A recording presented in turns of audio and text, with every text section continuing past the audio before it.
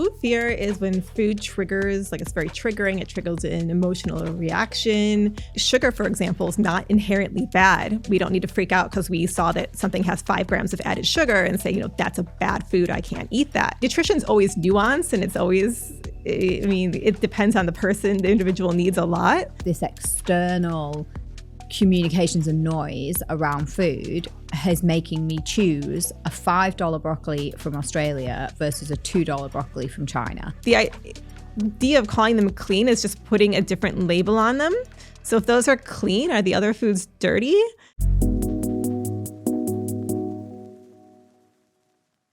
Welcome to The Upward Spiral, the podcast where we explore the power of positive change and continuous improvement to create an upward spiral in all areas of your life. I'm your host, Michelle O'Brien, and I'm thrilled that you are here today. In today's episode, we are tackling a topic that is close to my heart and probably yours too, and that's our relationship with food. So we're going to be diving deep into the world of food fear, diet culture, and navigating the overwhelming amount of nutritional information and misinformation out there. So this episode is for anyone who's ever felt trapped in a cycle of restrictive dieting, feeling overwhelmed by conflicting nutritional advice, or pressured to achieve the perfect wellness. God, this is all me. I'm going to really try and make this episode not too personal, because this is honestly something that I have struggled with. And I think any woman that I know who kind of lived through the 90s and the noughties feels this way as well. So if you're like me and you're ready to break free and find food freedom and create a more empowered approach to nourishing yourself, then you are in the right place. So I'm really excited to introduce you to today's guest. She's a nutrition consultant, a corporate wellness expert, and passionate advocate for evidence-based nutrition. She's worked with everyone from global companies like Amazon and Grab to hospitals, private clinics, and food tech startups. And let me tell you, her Instagram is a goldmine for practical health tips. Please now welcome the amazing, the radiant, and the incredibly knowledgeable Jessica Woodruff. Jessica? Hi. Yeah, it's great to be chatting with you today. This is a topic that I'm really, really passionate about. And like you mentioned, I think many of us women are who grew up in that era. So yeah, excited to discuss it with you today. Thanks. And thanks so much for being here. And like I said, it's going to take a lot of self-control for me not to just launch into my own story. Because yeah, like I said, I honestly don't know any woman who doesn't struggle with this and struggle with the amount of information that's out there. Like I just don't know what's right anymore. I don't know what to listen to anymore. I'd love to maybe start off the conversation around food fear. Because of the misinformation, I've definitely been at times really prone to heavy restricting and within my diet and getting really scared of certain foods or certain food groups. So I'd just love to talk to you to start the conversation off around food fear, and maybe first of all, what it is. And could you tell us a little bit about it, please? So food fear is when food triggers, like it's very triggering. It triggers an emotional reaction. It causes anxiety. It causes, fear around foods, and they give this really like emotional reaction. Wow. Okay. So at one point, like I had a real problem with candida in my intestines, and I went on kind of a no gluten, dairy, sugar, very kind of restrictive diet whilst taking kind of antifungals to kind of clear up the candida. And but after trying to return to a normal diet afterwards, I was like, I can't eat that.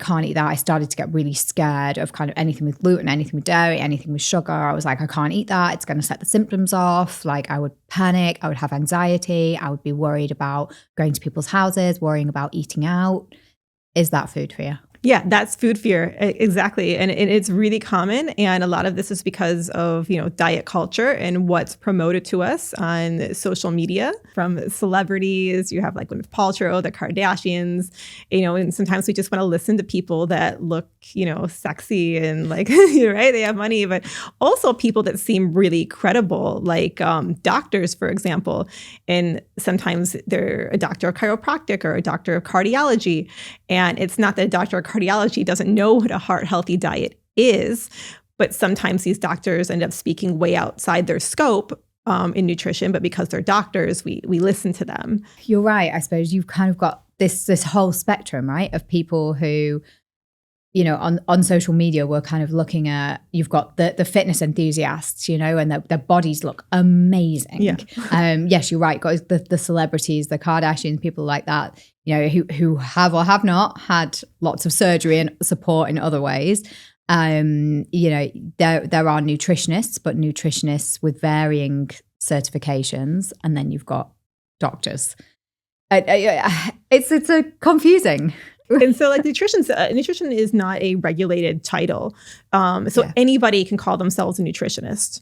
You could walk out of here and decide I'm a nutritionist and no one would stop you, right? The dietitian is a protected term. So if you see the word dietitian, somebody definitely has a degree and they've definitely been through some kind of clinical internship. Now, I'm a nutritionist. I have a master's of science in nutrition, a bachelor's of science in nutrition. I'm also doing a clinical internship to eventually become an LDN, which is a licensed dietitian nutritionist. So, I mean, and there's certifications here in Singapore, like they have ANS, which is accredited nutritionist, and they also have ADS, which is an accredited dietitian. Yeah.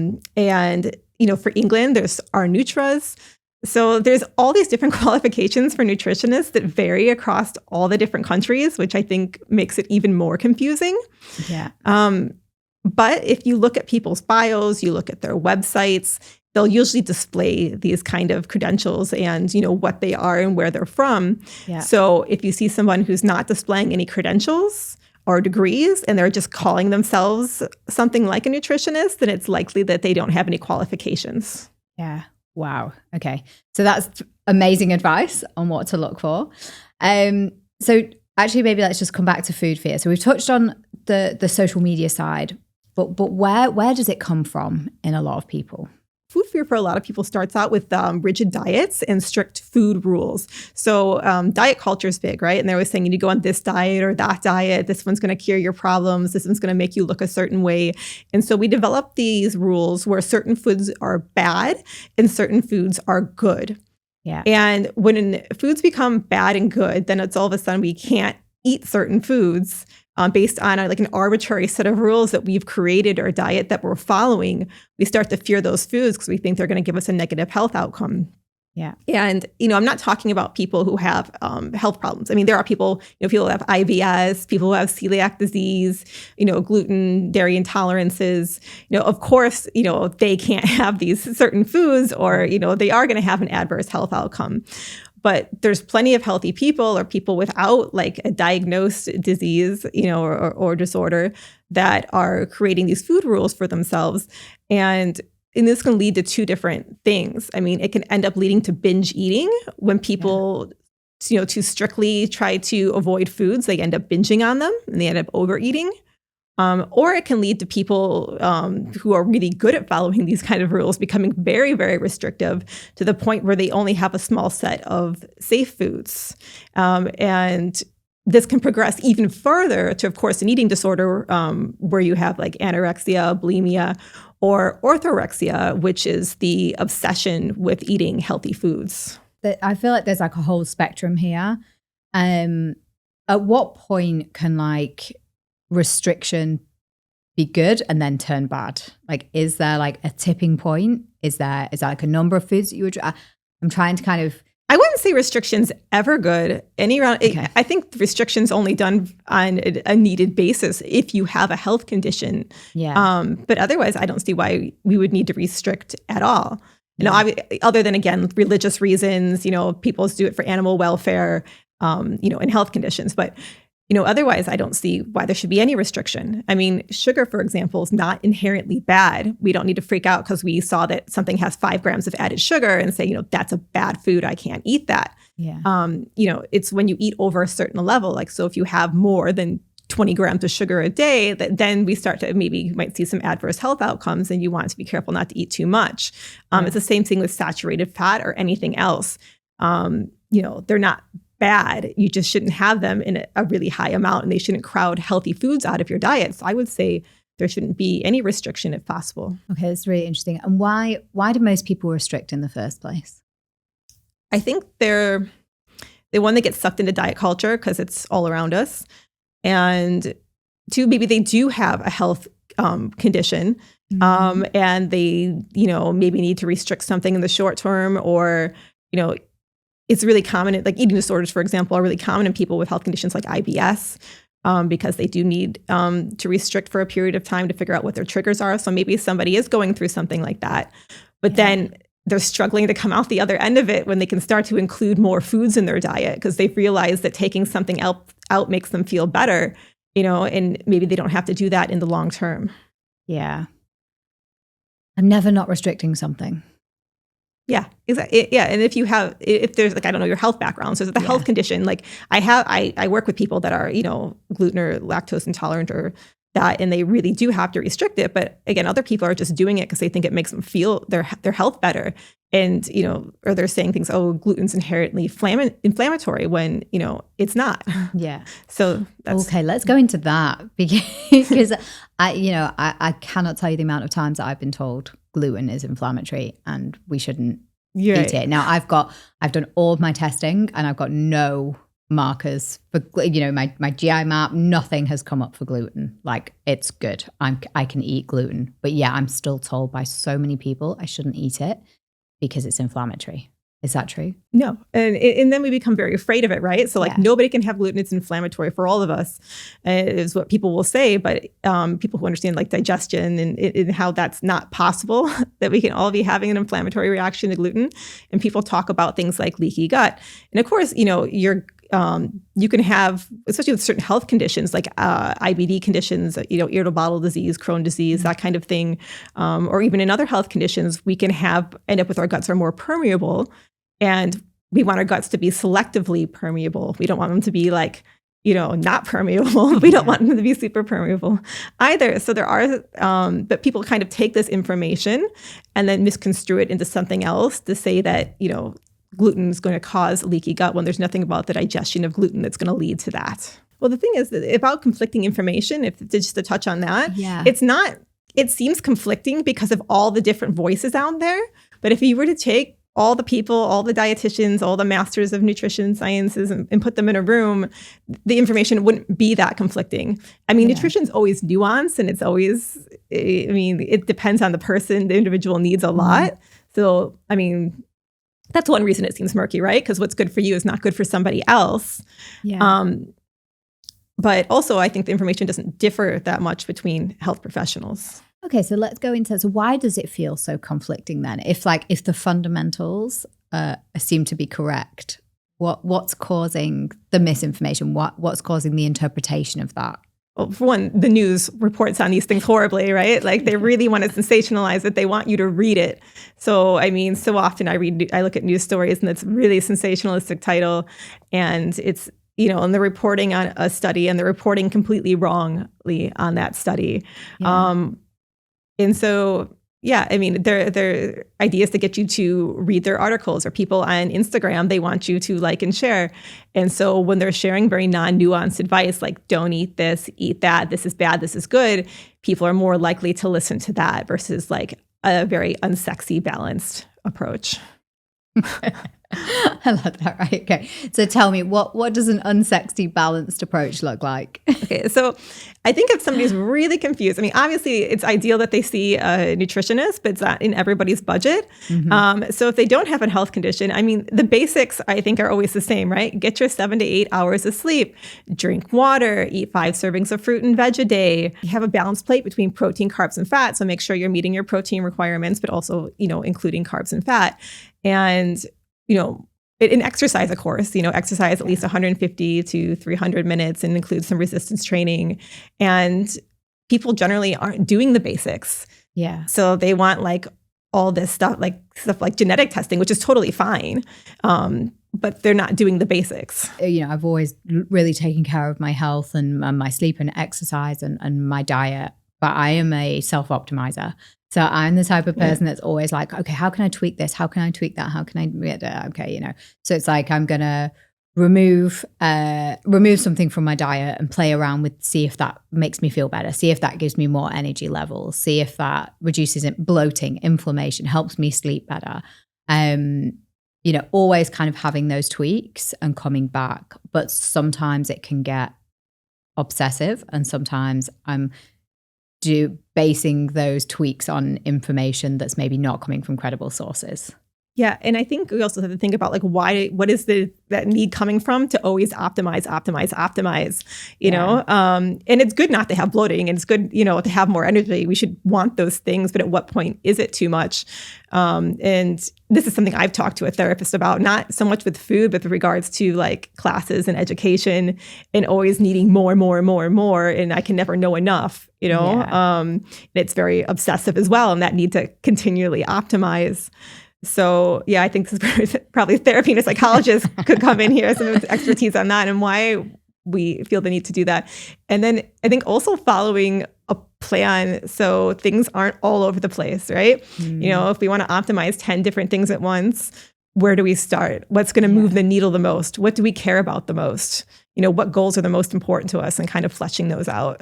I've also kind of been a big, at times in my life, and I'm currently doing it at the moment, because I'm going through something which I'll talk about in a minute, but the tracking kind of your macros and tracking your calories, and can get really kind of obsessed with that. It's like, am I hitting that protein goal? Am I under the calories that I want to be in within the day? And again, we talk about food fear, but it's a different type of fear. It's like anxiety around kind of the tracking, like, am I tracking? Where am I tracking? Am I eating enough? Am I eating too much?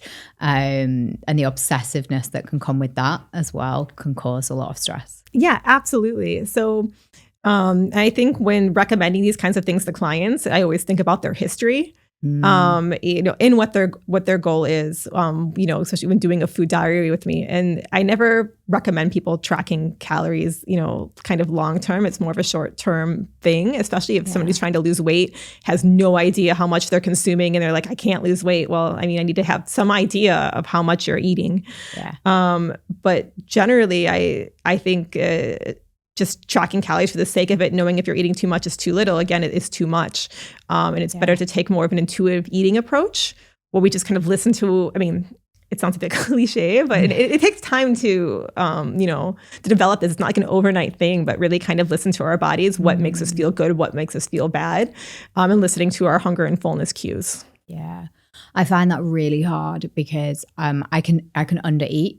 So because I'm kind of this type A person, I'll go out, I'll run a long distance, I'll come back, I'll be kind of high on the adrenaline of that. And so, with that comes a loss of appetite, and then I'll get into work and I'm stressed and I'm busy. And then before I know it, it's kind of the afternoon, I've not eaten anything. And then I'll kind of binge on something that maybe isn't healthy. And it's so sometimes actually tracking helps me remind me when to eat and how much to eat. So it's almost like not necessarily tracking for weight loss, it's tracking to make sure I'm eating. I think that makes up a good point. So instead of actually tracking the calories though, eat the same times every day. Like track those times. Like your body expects to eat it, gets used to it, right? Your body expects to eat at those times. So, make your meal times, your breakfast, lunch, and dinner, relatively the same times every day. Yeah. And then make sure you're eating enough at those. And so if you it's just, instead of the tracking, know that you have to stop yourself because it's time to eat, Yeah.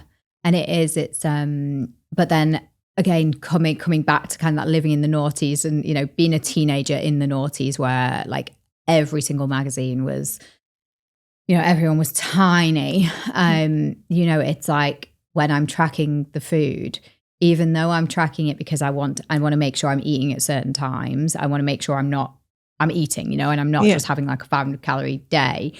There's this horrible like part of me that is like, oh God, I'm so like, what if I'm under like 1,200 calories for the day or 1,500 calories for the day? I'm like, oh, that was a light day. Yeah. It's like, it's so fucked up, like right?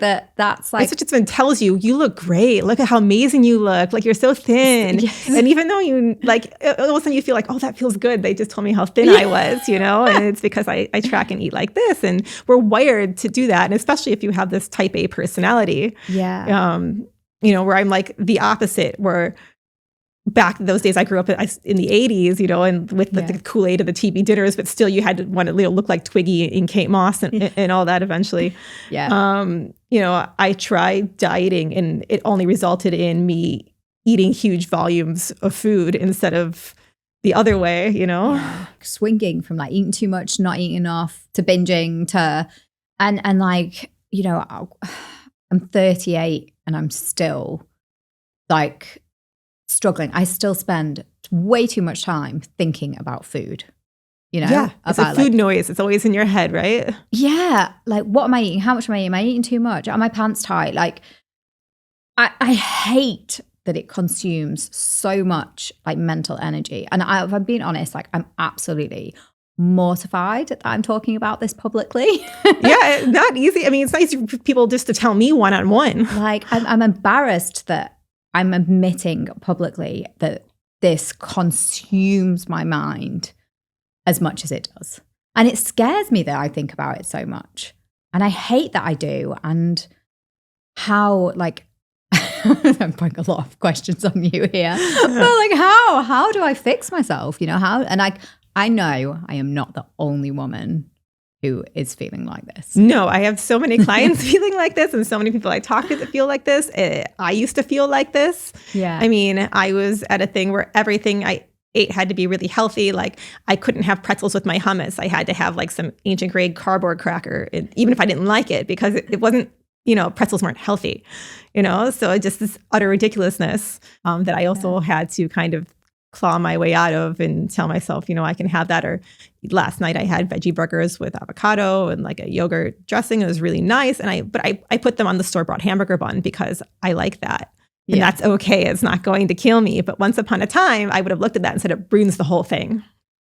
Yeah. So what can you do?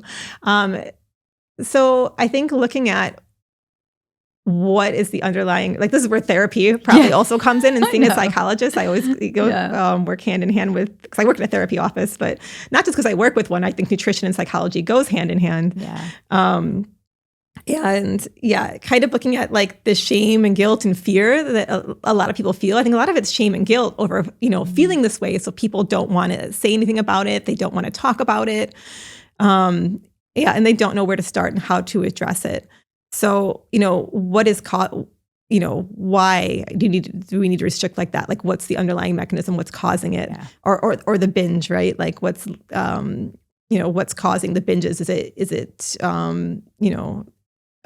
mental health related, or is it that you want to look a certain way and that's really important to you? But then you have to ask yourself, why is that so important to you? When another nutritionist said it online, someone that I like, and she's like, the least interesting thing about you is the way you look. Yeah. But to us, we think it's so important all the time, unfortunately, but it really is the least interesting thing about us. Yeah.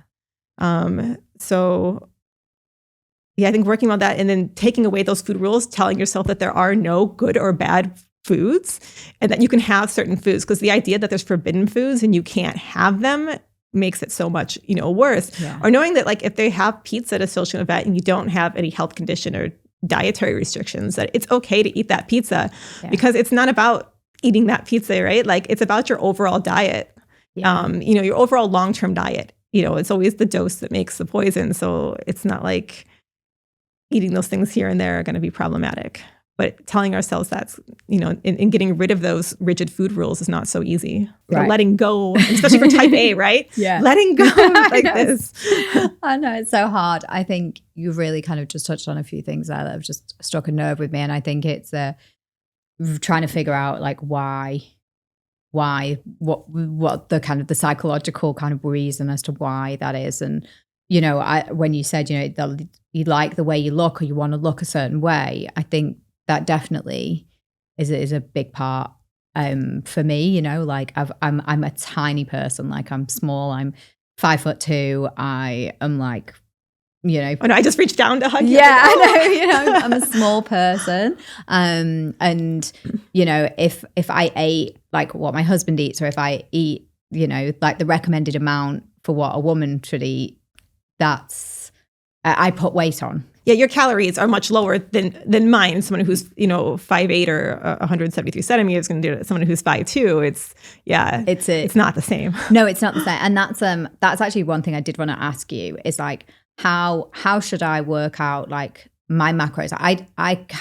I've tried hundreds of different calorie calculators online for like my height and weight and everything else, and I get a different answer every single time. And so, I mean, as nutritionists, we have a formula that we use to calculate. However, it's never 100% accurate. Yeah. So when I calculate something for somebody, they can start with that and kind of go up or down from there and kind of play with it. So it's just kind of like a starting point, but there's nothing that's 100% accurate. The same with calorie trackers. People are like, I burned 500 calories at the gym today. Well, you probably didn't. Like it can go, you know, either way. So these calories, and the same thing with counting calories. I mean, I spent 2 years working for a restaurant calculating calories, you know, for food items, and they're never going to be 100% accurate anyways. So, I mean, I think it's kind of also letting go of like the need to, you know, to count them and like really have an idea of what's in your food. Like I'm not saying let go and then just go eat like 1,200 calorie meals, but I mean, you know, I think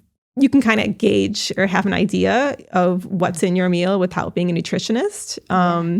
If you just know some basic principles. Yeah. So what are those basic principles? So, you know, fat, for example, is going to have 9 kcal per gram. So that's like the highest calorie density. So if you're putting oil on something, a little goes a long way. So I'll see people having a salad and they're putting, you know, 400 calories of dressing on it, you know, just oil or mayonnaise or whatever it is.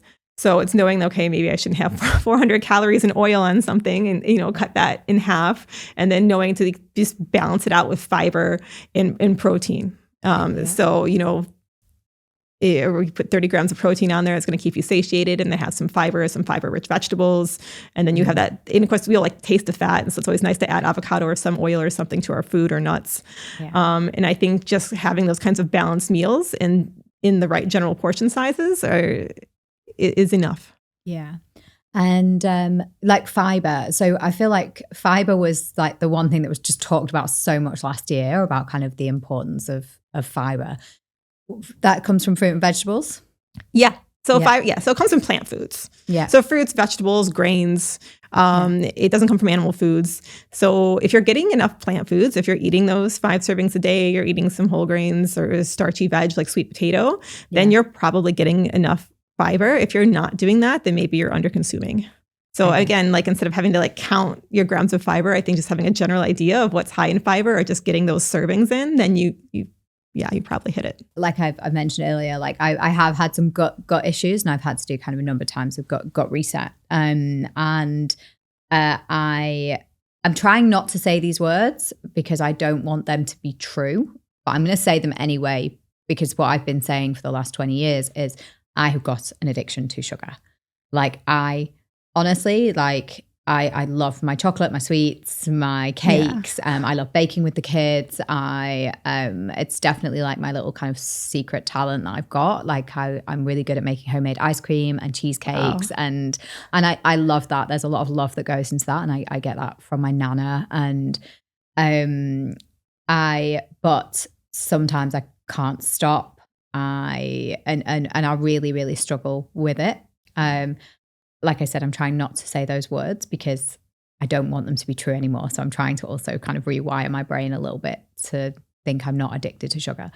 But let's talk about sugar, because sugar has been demonized over the last couple of years. You know, of course, sugar is not good for you, but unfortunately, people have taken that and they've, you know, taken things like fruits, and now we can't have fruits because fruits are just sugar and they lead to, you know, blood sugar spikes, which is absolutely ridiculous because sugar is one small component in fruit. Fruit has so many other things. And I think we can, like, if you can't tell the difference between an Oreo cookie and, you know, an apple, like something's wrong. These are not the same thing, right? Like an apple is loaded with prebiotic fiber, which is great for our gut health. We just have lots of vitamin C. They have lots of other components in them, and they're low calorie. People who eat fruit tend to weigh less, so we shouldn't be fear of food for weight gain either. Now, the thing is, then people say, "Oh, Oreos, though, those are definitely bad food." But again, it's not good to label that and be like it's a bad food. It's just something we eat less of, that we don't put as much of, in our diet. I mean, and again, sugar is not inherently bad. It's bad when we go over a certain level and it start to eat too much of it. Yeah. Honestly, I think what I would call a sugar addiction is probably from bouts of restricting it so badly, so tightly, that then when I've started eating it again, I've not been able to stop. Exactly. It's a forbidden food, and then you end up binging on it. So this happens to a lot of people. But also people let themselves get too hungry. I know for a fact when I don't eat enough at a meal, I'm snacking constantly into the next meal. So people, they go, I'm going to have some steamed vegetables and steamed fish for lunch. Nobody wants to eat unseasoned steamed vegetables and steamed fish for lunch. That's not nice. So if you eat a full lunch and something that satiates you, then you're less likely to binge on these things. Or when you do grab a cookie or something like that, you're more likely to eat one because you already ate a meal and you're feeling full and you just want that sweet treat. And I always want that sweet treat. Every day I eat something sweet. Yeah. But I usually eat it after having a full meal or something like that. Okay, I'm starting to feel a little bit easier, and starting to think maybe a lot of my problems with food are not are more psychological and bad habits that are formed. And yeah, they're habits, right? So it's how do you form new habits and start working on new tiny habits? It's not overnight you don't do these things or have these habits anymore, right? Yeah. It's just like anything else. I have a problem with anxiety, and sometimes I'm just anxiety, be gone. I'm tired of you. Go away. But it doesn't work like that, right? I have to do all these small habits and put a lot of work into reducing that anxiety. And it's the same thing with diet or anything else. It's creating all these very small sustainable habits. January's here, and people, okay, I'm going to do a juice cleanse, a coffee colon cleanse. I'm going to have I'm going to the gym every day. No more sugar, no sugar diet. And it just go crazy with the whole thing. And that's not sustainable for most people. And it's not healthy either, because again, all of this kind of will lead to, food obsession and fear and that kind of anxiety around foods. Yeah. So it's okay, stick with small things that you can actually achieve. Maybe you're not sleeping well and that's your biggest problem. So what can you do to tackle that? Is that deep breathing exercises? Is that staying off your phone an hour before bed? Is that adding some, more nutrients into your diet, some more magnesium. So, and think about these small things that will lead to the big goal. Anybody who's read Atomic Habits, right? We all love that book. I think, speaking of books, one of the most impactful books that I read last year was Ultra Processed People. I think it's Chris. I forget his surname, but I'll link to it below. And that book was heavy, lots of science, lots of going through, reports and clinical studies and pulling them apart and, saying that they had, a lot of the clinical studies were sponsored by big food and were completely kind of discredited, and looking at the rise of processed food, ultra processed food, with the rise of disease and death and obesity and all the data that he pulled out in the book was just so terrifying to me and felt so true, that I got scared reading it. And our diet as a family isn't loaded with processed food, but the kids eat fish fingers and, local bread and things like that. And then I panicked. I was like, okay, should they be eating these things? So I started to bake my own bread, and now I make homemade ice cream instead of buying store-bought ice cream because it's full of preservatives. So I really panicked for my family as much as for myself. Is it necessary for me to be as worried about processed and ultra-processed food? And maybe what is the difference between processed and ultra-processed? A great question. No, absolutely not. So, I think as a nutritionist, I rarely read any of these books because I feel like while there's probably a lot of truth in them, that they do go, again, really far out in sensationalizing because that's what gets the readers, the shock value. Yeah. So it's not wrong that ultra-processed foods are bad and have led to obesity. Sorry, not bad. So even look at me. They're can be harmful or have led to obesity, right? But no, ultra-processed foods actually, they aren't bad.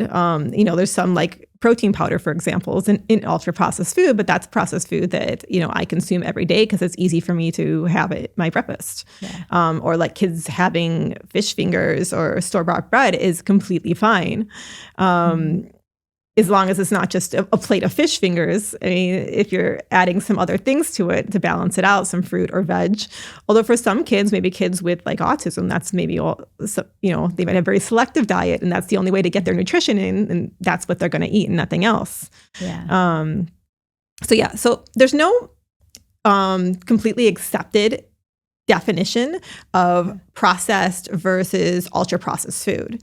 So, for example, you mash up an avocado or, it becomes a processed food. You kill the chicken, the meat in the store, that's a processed food. Canned beans, frozen veg, kombucha, yogurt, they're all tofu, they're all processed foods, right? But we wouldn't consider any of those bad. You really think of more, again, no universally accepted definition, but I think of more of ultra-processed foods being things like our snacks, like chips or crisps, the store-bought cookies, pastries, soda, fast foods, so like your McDonald's and that kind of thing. I really think of the ultra-processed foods. Yeah. But thinking of them is, again, wholly, completely bad is it's not helpful. Yeah. Because these things, again, in small amounts in your diet aren't going to cause harm. It's not going to kill you because you went to McDonald's because that's where your friends were going. Yeah. But the American diet, for example, like 60% of the diet, it comes from ultra-processed foods. And that's when it becomes problematic because processed foods contain lots of salt, oils, sugar a lot of the times, not always, but many of the times. Yeah. So you're getting more of in additives. So you're getting more of these things. And then if you're 60% of your diet's ultra-processed foods, you're probably not getting enough fiber. You're probably not getting enough of certain vitamins and minerals. You're probably not getting enough phytonutrients like antioxidants. So it's adding too much of some things and not enough of the other if we overconsume ultra-processed foods. But including them in your diet, especially something like, fish sticks for kids, is not harmful at all. Okay. So I'm feeling a slight sense of relief from that as well. But how, I don't know, like, how can we read the labels? Like how do we know, are there kind of rules, are there, so again, it's coming back to you're saying no rules and I still want rules. Like, I think that's the contradicting thing, right? Yeah. We're so used to having like frameworks and so used you can have, I guess, some frameworks are okay, but having like strict rules, not so much. Like I've had some clients where like the rules are, I can't have anything I can't pronounce or I can't have anything that I consider like unnatural. Yeah. Well, that's too far. That's not what you should be looking for when reading a food label. Yeah. You do want to look for added sugar. So how much added sugar? You can look at, the calories, how much you're consuming, how much added saturated fats in it. Because some of them can be very high in things like palm oil. But aside from the traditional things we kind of look at on a food label, I don't think we need to be too vigilant with it. As long, again, we're not consuming, it's not taking up a large portion of our diet. And I hear people give a lot of misinformation too about what's in it. So you'll see things like Food Babe or some of these other online influencers people may know about, fearmonger everything. Which the dose makes the poison, right? So pretty much always there's not enough of that to cause a problem. Yeah. Again, unless you're doing like what some Americans do, which is 60% of your diet. It's hard, I think. We talked about, okay, if you're overeating sugar, if you're overeating saturated fats, where can we get the latest information on the volumes of what we should be eating? So like if it's how many grams of sugar a day, for example. So yeah, those will be on any government website. So whatever country you're from that you prefer looking at, I mean, Singapore has it on theirs. You can look at the UK, US, or whatever country you're Okay. I look at, and they're all relatively similar. And I know people kind of freak out, oh, the government doesn't want us to be healthy. But that's not true. That's just more fear mongering that the government doesn't want you to be healthy. So, buy my line of supplements. Oh, yeah. Well, there's all those conspiracy theories, right? Isn't there? Especially, and again, I think a lot of the kind of books and podcasts that I've listened to over the last year, they do talk about that, right? They talk about like big food, big pharma, all kind of working together, want to keep you eating bad because then you spend more money on pharma and keeping people kind of trapped in that cycle. There's all these awful conspiracy theories. Well, and the food companies are there to make money. They are trying to make their food as tasty as possible. So we spend money on it and eat it. So, but I don't think it's a conspiracy. I think we all know that food companies are doing this, but the government guidelines will tell you not to eat too many of these foods. So there's a lot of conspiracy theories out there, but a lot of the conspiracy theorists are often selling something or promoting themselves or their brand through the conspiracy theories, rather than kind of being out there to help the individual navigate what is a healthy diet or what are healthy foods. Yeah. That's what I want to say. The clean eating movement. Oh. I love that immediate eye roll. Yeah. No, I'm not a fan of the clean eating movement. And that's not because I don't believe people should not be eating whole foods. Of course we should be. Like we all need to eat more whole foods. We're not eating enough of them. But the idea of calling them clean is just putting a different label on them. So if those are clean, are the other foods dirty? Yeah. And again, clean eating can become an obsession. And I've had clients like this where they're looking, again, this is where the labels, I can't have one single thing on it I can't pronounce. Or Food Babe said this carrageenan, I don't know if I'm saying it right, causes cancer. It doesn't. Everything has to be a whole food. They go to the grocery store, they come back with a cart full of fruits and vegetables, and then they're like, I don't want to eat any of this. Like, what do I do with this? Like, no one's going to pick up a stalk of broccoli and gnaw on it. Like, I think of that Stanley from The Office, where he's just like eating a stalk of broccoli. No one's going to do that. So it's about obviously buying lots of whole foods and fresh produce, but also preparing them in a way that makes you and your family happy. Yeah. Right? Like nobody just wants to eat steamed unseasoned vegetables. Like, if you kind of put soy sauce and chop up some ginger and garlic and that makes your broccoli taste good, or a cream sauce, then why not? I've definitely been there where I like open the fridge and it's beautiful. It's colorful. There's like all these incredible vegetables. I'm like, I literally don't want to eat anything. I'm calling Deliveroo. Yeah. I'm ordering pizza. Extremely guilty of that. I did that for years. And then I was like, and I'm throwing out food because I'm like, I'm not going to, what do I do with this? Yeah, exactly. Honestly, I think a lot of people can relate to that. Yeah. So especially in January. So yeah, it's like whenever I buy vegetables now, I'm like, okay, how am I going to cook that? Like, what exactly am I going to do with this? Yeah. Oh, for sure. And then, but with the vegetables, right? Oh my God, I'm going to give you more food fear. Pesticides and chemicals that are on our vegetables and washing your vegetables, right? So we should wash our vegetables. Absolutely. That's the best way to get rid of pesticides, is to wash our vegetables. I mean, they have soaps and other products. There's no real evidence that these work better than just washing with water. And again, people like to fearmonger. So the people say, oh, glyphosate is, killing us all. We all got to buy organic. That's not affordable to most people. Yeah. And then again, you're creating food fear. So people aren't eating the produce because they're like, it has chemicals on it and I can't afford organic, so I just can't eat the produce. Yeah. No, like there's a lot more harm that comes from that in not getting your 5 servings a day. And furthermore, you would have to have a lot of glyphosate, like a lot. More than was in our conventional produce for it to have a negative health effect on you. Yeah. And aside from that, like people talk about, the clean 15, the dirty dozen. And one thing to remember too is, I guess before I talk about that, is that organic produce does have pesticides. They're just organic pesticides, and the pesticides on it can still be harmful to human health. Okay, wow, I didn't know that. Yeah. I thought it was completely pesticide free. I thought that's what organic meant. Yeah, people think they just go out, like plant it, and they're like, ta-da. Yeah, it's wild, it's free. It's free. No, like pesticides go on organic food as well.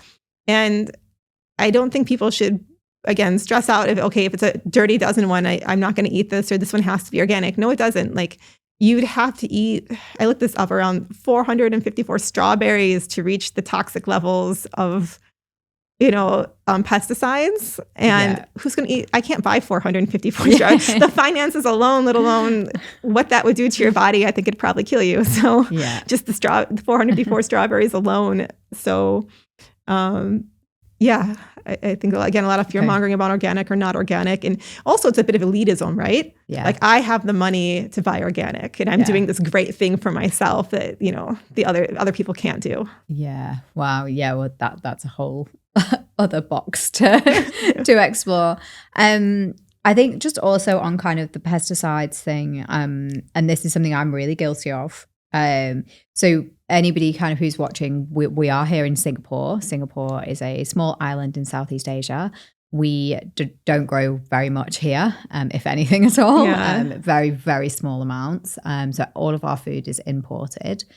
And some comes from, we get lots of beautiful fresh food from Australia, which I would always prefer to buy my fruit and veg from Australia. And Malaysia, Thailand, yeah, cool. When we get our fruit and veg from China, I start to get a bit worried.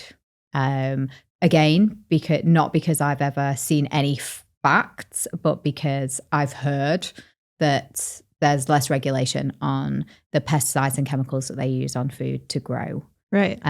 Is there any truth in that? So, I lived in China for 5 years. Mm-hmm. I was not fearful of what was there. I had some gorgeous produce that I would get there, and some of the farmers were so nice. They'd even let me come visit their farms if I wanted, and they'd really amazing stuff. And I got some really beautiful produce in China.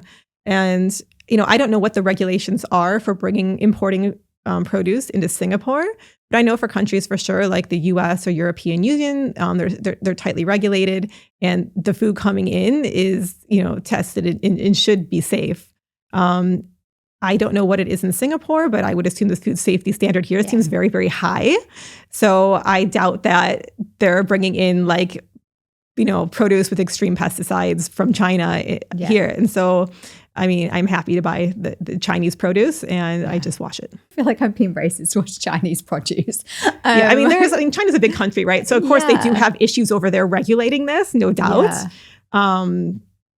But again, as I'm not an expert in that, I wouldn't, we'll talk about it. I know they do have issues with that, but I would assume what's being imported over here is good. And what I ate over there was perfectly good. Yeah. And I've spent time in China and I love it. And I've had some phenomenal food there. So but I think, I just don't know. Again, it's this external communications and noise around food is making me choose a $5 broccoli from Australia versus a $2 broccoli from China, which is not great, right? It's if it's the same, Exactly. And again, I assume the food standards here, or safety standards here, are very high. Yeah. And I totally buy my $1.50, $2 broccoli, because the amount of pesticides that we would need to ingest from this food is quite high to really cause a lot of adverse health effects. Okay, so this is honestly this is giving me a lot of relief now, and maybe this whole conversation actually is maybe just thinking I just need to relax. And mixing up your produce, right? Don't just eat broccoli, eat of course, a variety. And I end up with produce from China, Malaysia, in Singapore. I know Singapore has an idea to grow 30% of their produce by 2030. Here is one of their plans.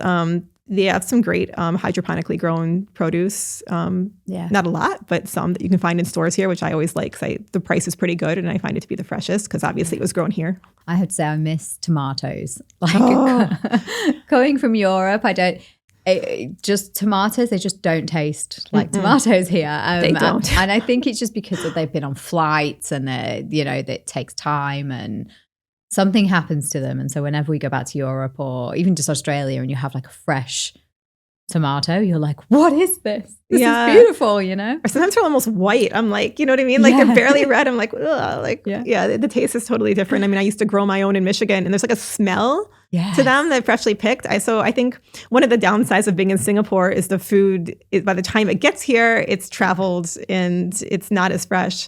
I think that was one of the things I loved about using the USA or even China. In the USA, I would always go to the farmers markets. Excellent produce. In China, you could still get really fresh produce ordered direct from the farm, a province or two away, straight to your home. The one benefit though about here is it's not seasonal, so you can get all fruit and veg all year round.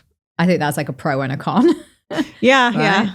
So we should be eating seasonal, ideally. Yeah, eating seasonal, ideally, it's quite hard to do here. I mean, I know there's some farm boxes you can get from Malaysia. I've done that a few times and like found the tomatoes and things in there to be a bit better. One thing I would love to talk about is the red flags. So what people can look out for when they're on social media, and I have quite a bit. So I just, I can remember that I'm not talking all over the place and go through my list here. Yes. Okay. So one of the things that you'll notice that grifters do, or people giving misinformation, is they'll blame one food or food group for all chronic diseases. So they'll say, you know, because of seed oils, we're all obese. It's just this one item, you know, or they'll say because, you know, of lectins, which is famously by cardiologist Dr. Gundry promoting this, that these lectins in plant foods are, you know, the cause of inflammation and the cause of most chronic diseases. So anybody kind of with this rhetoric is not good information. The next is they speak in absolutes. So again, this food is bad. This food is good. This food is killing you. And one of my favorites is Paul Saladino. I think that's how you say his name. Again, I look at all these accounts so I know like what's out there, where my clients are getting their information sometimes. And one of his favorite videos, or one of my favorite videos he comes up and he says, broccoli's bullshit. You know, which is something my 3-year-old would like totally agree with. Yeah. He's telling you why broccoli is, you know, bad for your joints. So like now nobody can have broccoli, right? So this kind of speaking in absolutes, because nutrition, again, it's always nuanced, but that doesn't get the likes and views as much as the absolute statements. They say their knowledge is based on research, and either they don't cite the research or they do cite it, but it's really poorly done research. And I've gone back and looked at some of the studies that have been cited, and they're not saying at all what the content creators are saying. Yeah. Or it's like one mouse study from 1978, and they're like, this is changing the way we eat. No. But most people won't go back and look at the study if they just flash it on the screen really quick. They rely on, I always say this word wrong, anecdotal evidence. Yeah. So like it's just case studies. And it's not that what happened to me or what happened to you personally doesn't matter. It does.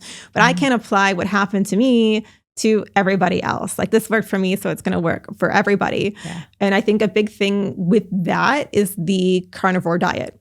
So it's like the ultimate elimination diet. So when you take all those foods out of your diet, like if you had a gluten intolerance or celiac disease or you IBS or you're reacting to any of those foods, you're going to feel immediately better once it's out of your diet. And you say, wow, this carnivore diet really, really works.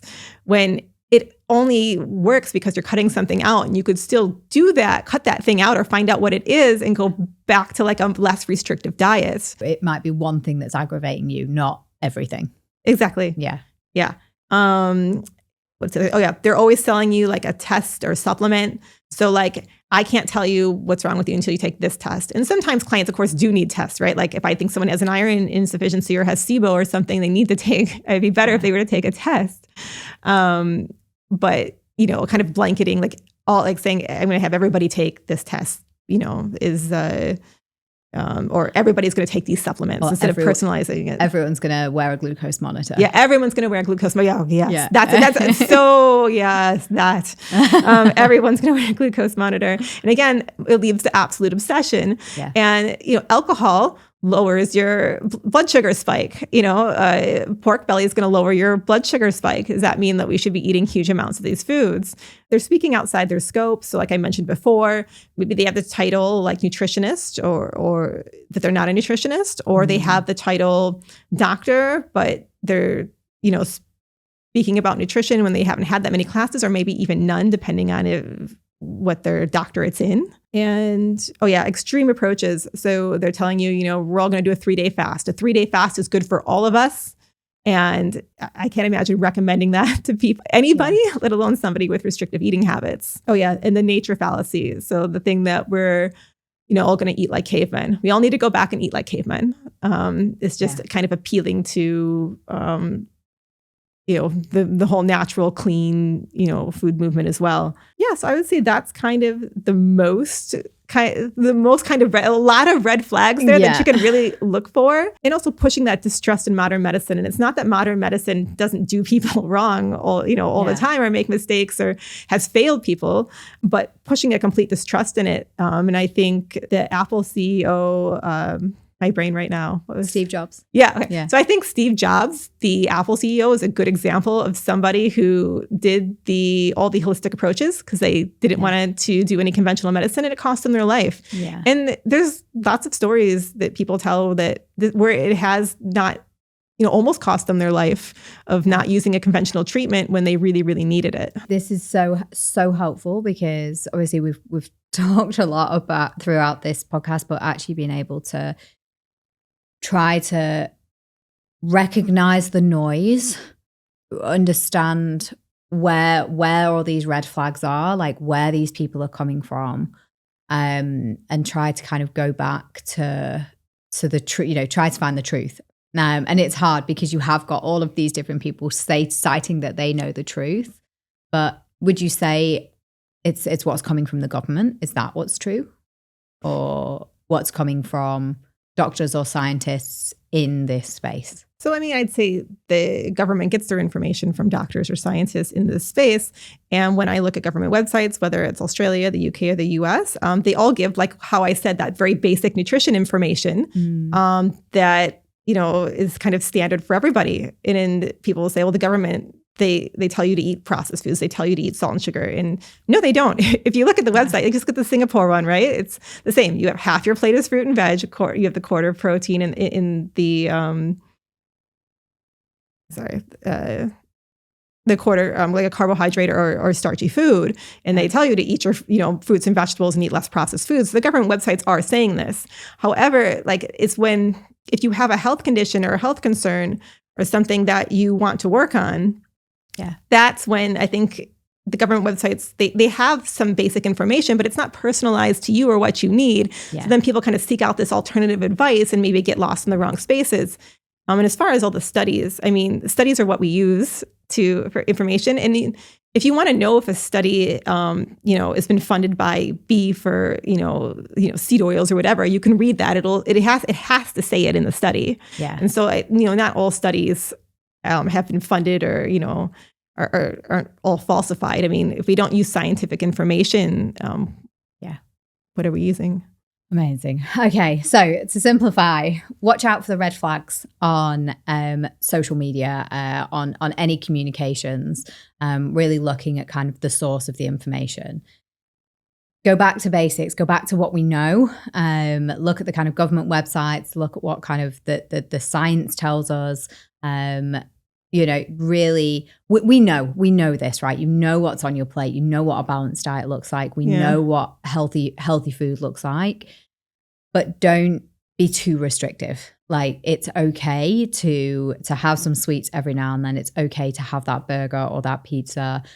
Just make sure everything is in moderation. Yeah. Listen to your body. So try to listen to what your body's telling you about when to eat and how much to eat. If you can listen to it more, that's gonna help. It's not always necessary to track calories and macros unless you're doing it for a specific reason for a short period of time. Correct. If you're still confused, find a great nutritionist or dietitian who can help you. Make sure they're accredited and make sure they've at least been certified to some degree.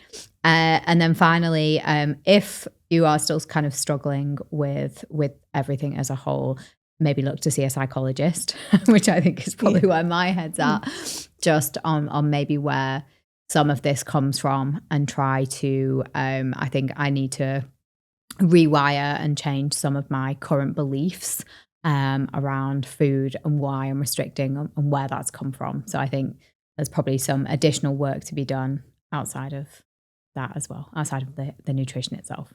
Yeah, that's brilliant. Yeah, exactly how I would say it. Okay, oh my gosh. I feel like we could have had like 5 conversations. I have loved this. I've still got a million questions, and maybe we need to kind of come on and do a part 2. You talk more about intuitive eating and like what that entails and how to do it, even though there's really no right or wrong for it. But how do you get yourself into that headspace? Completely. And we haven't even talked about kind of life after alcohol and what that means, but I drank a lot. I used to drink a lot, and I can tell you it makes a huge, huge difference. Massive. I never thought I'd be at this point, really. Massive. Everything in my life changed, but gosh, when I stopped, it's been life-changing. Yeah. But I think we need to save that one for another time because we're out of time and now. Nutrient depletions and all that with drinking and all the things that we don't think about that it causes.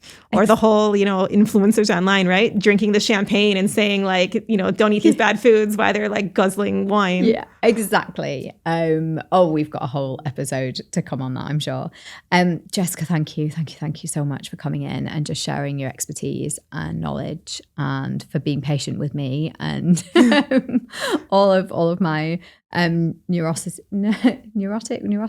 Am I saying that right? Anyway, but just all of kind of my anxiety I've clearly got around kind of food. So thank you.